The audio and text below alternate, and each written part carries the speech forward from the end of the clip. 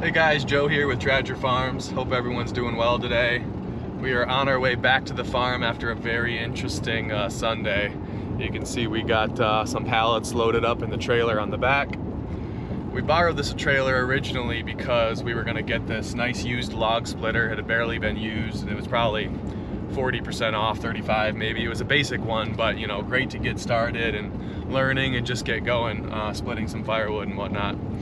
However, I guess mistake on my part because we got ghosted, and maybe I was a little naive, but I was very surprised just because we had agreed on a price, how to load it, all this stuff, and the gentleman had marked sold slightly after. So I'm of course thinking, oh perfect, marked it off for me, I'm gonna go and grab it tomorrow morning. Borrowed a trailer, but never really got his number and solidified, you know, the time. Just thought, you know, since he was selling it to me, you know, we'd get that the next day.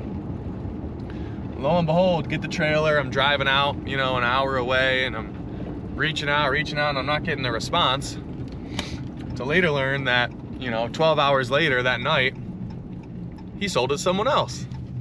So many of you are like, yes, that's very common, and I get it. You know, I don't buy too many things off of Facebook Marketplace, but I was a little surprised, I'm not gonna lie. And you know, lesson learned for me and for anyone listening to this, make sure you solidify all of those details. Get the number, address, the time, make sure it's for you, whether they're holding it or not, and just kind of have a better idea. Don't take everyone's word for it and have so much trust. But regardless, not the end of the world. We'll find a different one or buy a new one or whatever. There's not too many on the market right now, but I'm not in a huge rush as well, right? We're collecting firewood rounds, maybe cutting some trees, clearing paths, all that, you know, preliminary stuff, and just having fun doing it. So unfortunately though, I got to drop this trailer off after I unload the pallets to my very nice neighbor, one of my neighbors. I have a couple of very nice neighbors, but you know, Bobby. So we're gonna go take this back to him, unload it, and then we have the new tire for the trailer. If you saw our last video, the one trailer tire, not this one, but our kind of rinky-dink farm trailer, the tire popped off on our first load of gathering wood on Sunday. So we're gonna put that tire back on, kind of just clean things up, and then head back. Not much else we are going to do, maybe stack a couple things up. So we'll be pulling in here at the farm soon, and we'll get this taken care of.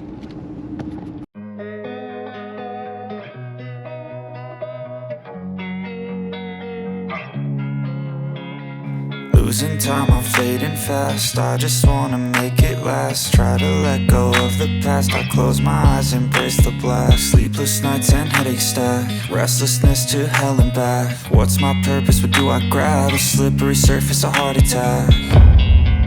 And sometimes you just gotta believe there's something that'll give you relief. There's something that'll have what you need.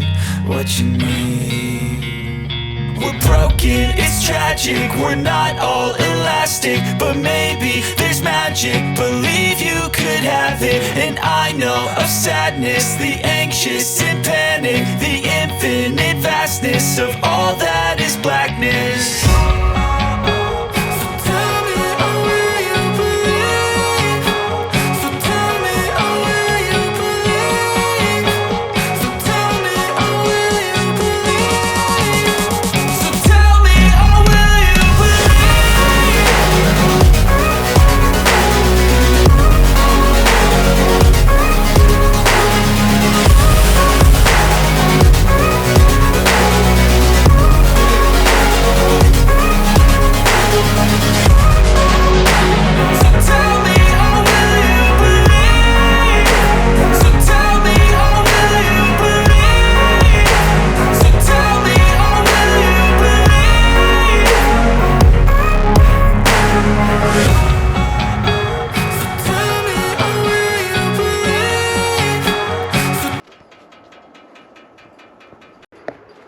I must say I'm pretty impressed now with the new ATV tires that we have on and the new trailer tire that we just finished putting on. We're pulling pretty well for a Honda Rancher. What is this, a 420cc I think? The tires are looking good. They're working great in four-wheel drive. Look at the load we just did with the Honda Rancher. I mean, that's pretty good amount of wood. Some of the rounds are pretty big, so, and I really didn't not only did I not get stuck, I didn't have much trouble. Just nice and slow. Even though the ground is frozen, we haven't had any trouble. So I'm gonna go ahead and get this wood stacked. Nice big pile going on. And that's really all we have time for today. We're gonna head back, get some work done, and we'll be out here heading to the woods and seeing what logs we want to collect and bring back, and how we kind of want to get this, you know, side business going maybe. So I would say all in a day's work, but it took way too long to get this pile done, just from, you know, chainsaw work to ATV tire mishaps to trailer tire mishaps. But anyway, it's a nice first stack. Really excited to see, you know, if this can be a little side business.